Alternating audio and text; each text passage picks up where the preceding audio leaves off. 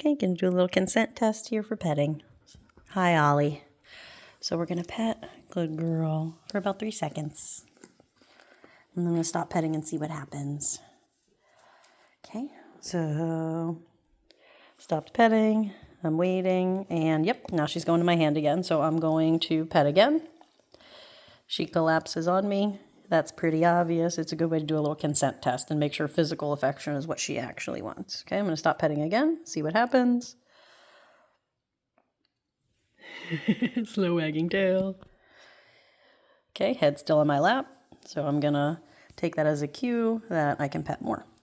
If I were to pause petting and she were to get up, I know that she doesn't want more, but she is solidly collapsed on me. Again, I'm going to stop again. Hand here. Give her a few seconds. Yep, still totally relaxed, still looking for affection. If she were to get up, if she were to look away, do any of her stress signs, even if she were to shift her body to move her head off of my legs, I would know that she'd done the physical affection part. But she is solidly collapsed on me. Her ears are loose, which is nice. They have been pinned a bit this morning because of the rain and listening for the rain. But right now she is not on alert like she was a minute ago, even trying to hear the rain. All she's doing is relaxing and focusing on the affection. I'm going to stop again. Yep, and we get the slow, relaxed tail wag. Oh, we get the pawing behavior, which I don't want as much. So I'm going to wait until she lays her head on me. Oh, there we go. So I'm also kind of shaping the way she is soliciting that attention. So I kind of ignored the paw and waited for her to put her head back down. And then when she put her head back down, oh my gosh, Ollie, man.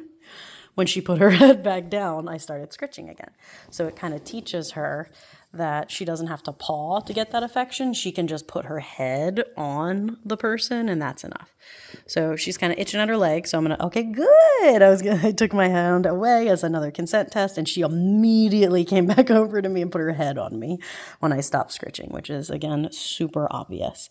So I'm going to start or continue shaping the head on my legs behavior as a way to solicit affection and continue with the consent test where I stop scratching and then I see what happens.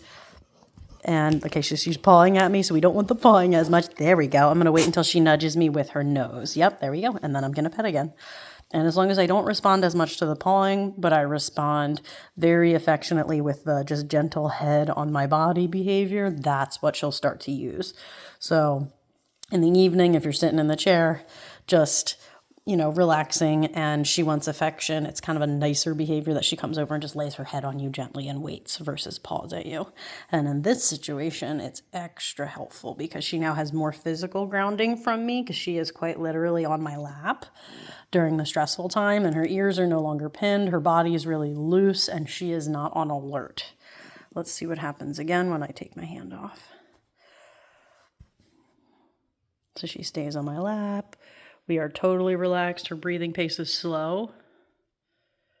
It's hard to tell in the video. She's not panting or anything, and all she's doing now is she's poking at me again with her nose. She's readjusting her head. She tried to paw at me, but I kind of moved my hand, so I want to give her the idea that, yes, head on lap, anything gentle with her head is how we solicit that. Oh my gosh, you're a star.